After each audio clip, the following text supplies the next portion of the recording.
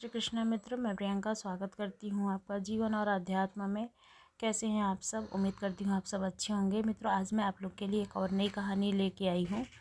कहानी है केदारनाथ का मंदिर किसने बनवाया था। तो चलिए कहानी को सुनते हैं।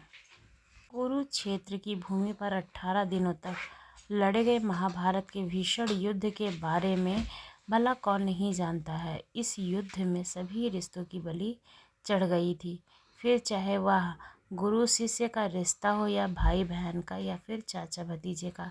18 दिनों तक निरंतर कुरुक्षेत्र की भूमि कौरव व पांडवों की सेना के रक्त से लाल हो गई थी। महाभारत का युद्ध समाप्त होने के पश्चात विजय तो अवश्य ही पांडवों की हुई थी, लेकिन तब तक बहुत देर हो चुकी थी, क्योंकि उन्होंने भी बहुत कुछ खो दिया था। युद्ध समाप्ति के कुछ समय पश्चात जब सभी पांडव श्री कृष्ण के साथ बैठकर युद्ध के परिणामों व प्रभावों के बारे में चर्चा कर रहे थे, तब श्री कृष्ण ने उन्हें पश्चाताप करने को कहा। श्री कृष्ण ने कहा कि पांडवों के ऊपर ब्रह्म हत्या, गौ हत्या, कुल हत्या, गुरु हत्या इत्यादि के कई सारे पाप चढ़े हुए हैं। इसके लिए उनका प्रायश्चित करना अत्यंत आवश्यक है। पांडवों ने इसका उपाय पूछा तो श्री कृष्ण ने बताया कि उन्हें इन पापों से मुक्ति केवल भगवान भोलेनाथ ही दे सकते हैं। इसके पश्चात सभी पांडव भगवान श्री कृष्ण की आज्ञा से भगवान शिव से मिलने काशी नगरी की ओर चल दिए। श्री कृष्ण के आदेशानुसार सभी पांडव भगवान शिव की नगरी काशी पहुँचे। हालांकि भगवान शिव को पांडवों के उनसे मिलने आने की सूचना पहले ही मिल चुकी थी, लेकिन वे उनसे मिलना नहीं चाहते थे। भगवान शिव पांडवों के द्वारा किए हुए ब्रह्म हत्या व गौ हत्या के पाप से अत्यधिक क्रोधित थे, इसलिए वे पांडवों से बिना मिले ही वहां से चले गए। पांडवों ने काशी नगरी में भगवान शिव को हर जगह ढूंढा, लेकिन वे उन्हें नहीं मिले। इसके बाद सभी पांडव हिमालय के पहाड़ों पर बसे उत्तराखंड के गढ़वाल क्षेत्र में चले गए। भगवान शिव भी पांडवों से छुपकर यही आए हुए थे। जब भगवान शिव ने पांडवों को अपने पीछे पीछे गढ़वाल क्षेत्र की ओर बढ़ते हुए देखा तो उन्होंने इसका एक उपाय निकाला। वह पहाड़ों के बीच कई पशु घास के मैदान में चर रहे थे। भगवान शिव उन पशुओं के बीच में गए और बैल रूपी अवतार ले लिया, ताकि पांडव उन्हें पहचान ना पाएं। गढ़वाल के पहाड़ों पर भी पांडवों ने भगवान शिव को हर जगह ढूंढा, लेकिन वो उन्हें वहां नहीं मिले। अंत में महाबली भीम को एक उपाय सूझा और उन्होंने अपना शरीर पहाड़ों से भी बड़ा कर लिया। उसने अपना एक पैर एक पहाड़ी पर और दूसरा पैर दूसरी पहाड़ी पर टिकाया और गहनता से महादेव को ढूंढने लगे। भीम के विशालकाय रूप को देखकर पहाड़ों के सभी पशुओं में हलचल पैदा हो गई और वे इधर उधर भागने लगे, लेकिन एक बैल अपनी जगह पर स्थिर खड़ा रहा।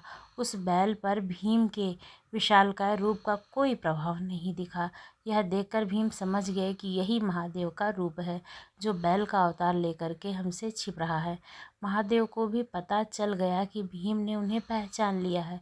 यह देखकर वे बैल रूपी अवतार के साथ धरती में समाने लगे। भगवान शिव के बैल अवतार को धरती में समाते देखकर भीम तेजी से उनकी ओर लपक कर और बैल की पीठ पर अपने हाथों से जकड़ ली।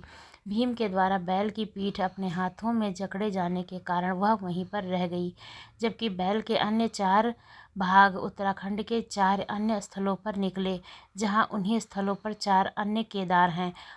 इसमें भगवान शिव के बैल रूपी अवतार का मुख्य रुद्रनाथ में, भुजाएं तुंगनाथ में, नाभि महाश्वर में व जटाएं कल्पेश्वर में प्रकट हुई। इन्हीं 5 जगहों को सम्मिलित रूप से पंच केदार के नाम से जाना जाता है। भीम के द्वारा भगवान शिव के बैल अवतार की पीठ पकड़े जाने के बाद वह वहीं रह गई। जब उन्हें बैल के बाकी 4 अन्य स्थान पर प्रकट होने का ज्ञान हुआ, तब उन्होंने शिव की महिमा को समझ लिया। इसके बाद पांडवों के द्वारा ही इन 5 जगहों पर शिवलिंग की स्थापना कर शिव मंदिरों का निर्माण कराया गया। इससे भगवान शिव सभी पांडवों से अत्यधिक प्रसन्न हुए और उन्हें सभी पापों से मुक्त कर दिया। हालांकि इसके बाद पांडवों के पोते जन्मेजय ने केदारनाथ मंदिर के निर्माण को और आगे बढ़ाया और यहाँ आम लोगों को पूजा करने की अनुमति भी प्रदान की। इसलिए केदारनाथ मंदिर के निर्माण में जन्मेजय का भी योगदान था।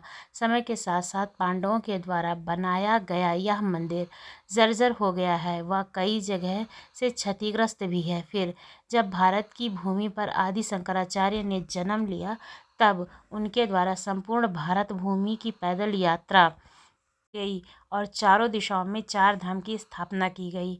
जब आदि गुरु शंकराचार्य जी ने ही इस केदारनाथ मंदिर का पुनः से निर्माण करवाया था, जिसे आज हम देखते हैं। इसके बाद अपने जीवन के अंतिम समय में आदि गुरु शंकराचार्य जी ने इसी केदारनाथ मंदिर के पास ध्यान लगाया था, वह समाधि ले ली थी। उनकी समाधि आज भी केदारनाथ मंदिर के पास ही स्थित है। फिर 10वीं से 13वीं शताब्दी के बीच कई भारतीय राजाओं ने मंदिर का जीर्णोद्धार करवाया था। हालांकि 2012 में आई भीषण प्राकृतिक आपदा के बाद केदारनाथ मंदिर के आसपास के ढांचे को बहुत क्षति पहुंची है। इस प्राकृतिक आपदा में आदिगुरु शंकराचार्य की समाधि भी बह गई थी। इसके बाद भारत व उत्तराखंड की सरकारों के द्वारा केदारनाथ धाम आदि शंकराचार्य की समाधि व उनके आसपास के स्थलों को पुनः ठीक करवाया गया। जानकारी कैसी लगी जरूर बताइए।